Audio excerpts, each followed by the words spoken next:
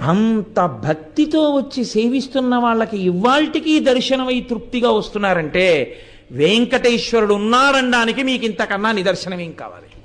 నేనంటాను, ఆనంద నిలయంలో వెతక్కండి వెంకటేశ్వరుడి కోసం. వెంకటాచల క్షేత్రంలో ఉన్న సామాన్యుడు తృప్తితో వెళ్ళిపోతున్నటువంటి ఆనందంలో మీకు వెంకటేశ్వరుడు కనబడతాడు. అక్కడున్నాడు.